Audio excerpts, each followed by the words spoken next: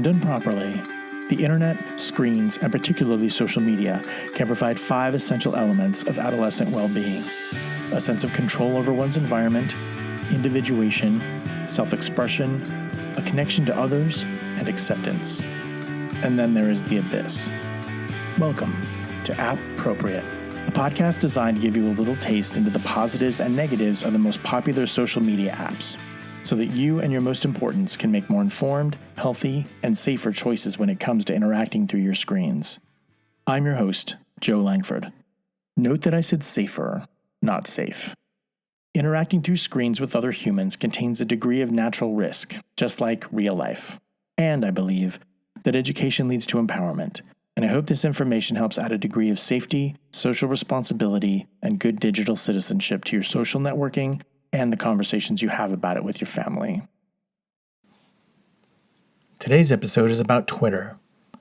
Twitter falls into the microblogging or audience-themed app category.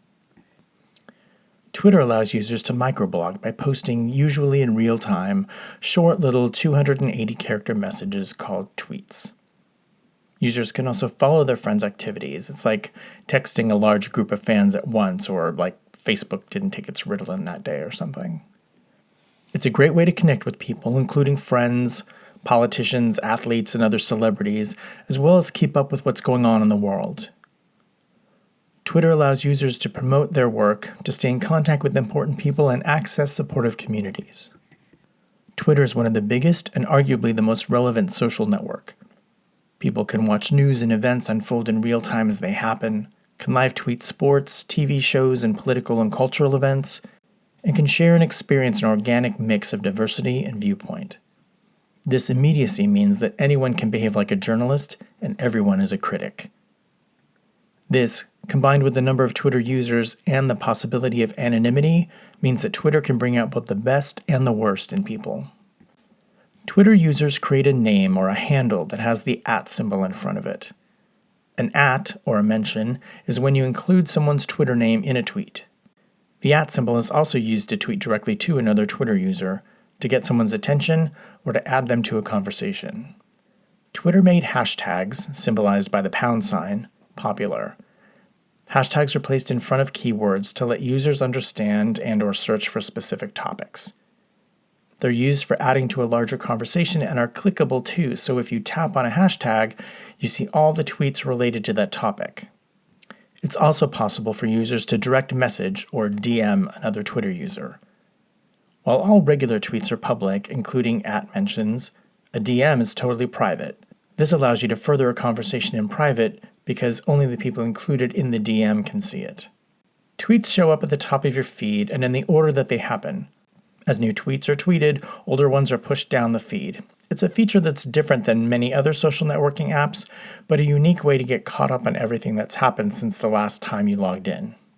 Twitter also can filter your timeline, showing you the tweets of the people that you follow, read, and communicate with the most.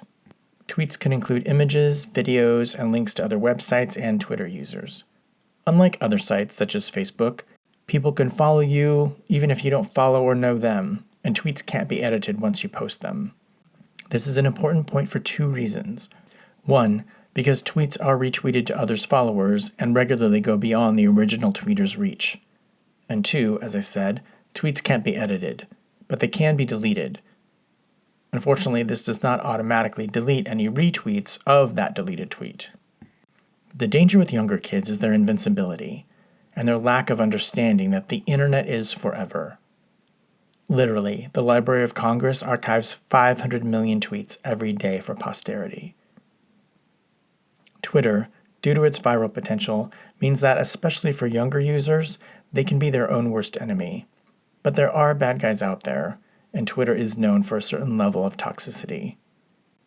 And in light of cyberbullying, Twitter is now making some changes in efforts to promote healthier conversation, including a variety of changes to how Twitter looks and operates, centered mostly on a new format for conversations and color-coded replies, slated to come sometime in 2020. These changes, Twitter hopes, will improve the health of the conversations and aid in faster and hopefully more proactive takedown of fake accounts and hateful posts. In addition to some changes in the camera functions and a more colorful display in feeds, The new prototype also removes the engagement counts, showing the number of retweets or likes a tweet receives. Twitter's also implementing a hide replies feature, similar to Instagram's new restrict feature, which will allow the original poster a bit more control over their own conversation. Replies will not be deleted per se, but if someone posts something gross or inappropriate to your post, you can hide them by requiring an extra click by third parties to see them. This blocks trolls from dominating the thread and helps keep the conversation on track. The good news is that a percentage of people may not bother to spew online hate and bile if they know that all their hard work and talent is just going to end up hidden from view, hopefully making the platform a more civil place. The bad news? We are human. So there will also be a percentage of people who will use the hide replies to silence and stifle critics, including fact checks to fake information and criticism of negative behavior. These changes will be some of the largest for both Twitter and social media in general since the invention of the retweet. And I applaud Twitter for taking some positive steps in shifting the culture in a hopefully positive direction and putting some checks and balances into a platform that can too easily become toxic. Of course, cyberbullying will still be a concern on Twitter, just like any other social media, but Twitter is socially okay, I would say, for kids with teen in their name as long as they understand a few things. That they understand that tweets are public by default. There are features that allow for protected tweets, meaning their tweets can only be viewed by people that they're following, and that require their followers to be approved. That they pay attention to who's following them. I recommend those under 16 to only be followed by their real-life friend circle. While we're on the topic, it is possible to geotag tweets. This feature is off by default, but could potentially pose a safety risk for younger users. That they know how to block and report people who are being gross and inappropriate. In terms of kids' behavior, best practices for you parents to talk about include not arguing with strangers on the internet, remembering that Twitter is public and to only do and say things that they would do and say in real life. As always, Snopes.com and factcheck.org are your friends. And finally, to tweet others the way you'd like to be tweeted. Thank you for listening. I'm Joe Langford. I'm a therapist, a sex and tech educator, and a dad, and I specialize in helping families navigate that intersection of adolescence, sexuality, technology, and behavior. More information about me and my work to promote healthy, positive, and safer sexual and social behavior, both online and off, can be found at my website, beheroes.net. The advice presented in this podcast is a form of education and is intended to provide general information about common though broad topics that impact underage people. Specific circumstances and facts may make said advice unsuitable and/or other actions necessary for individuals.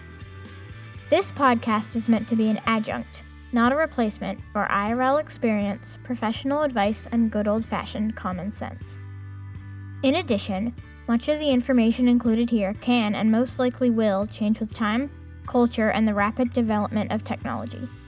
BeHeroes.net does not seek nor accept any monetary gain or financial support from any social media platform mentioned.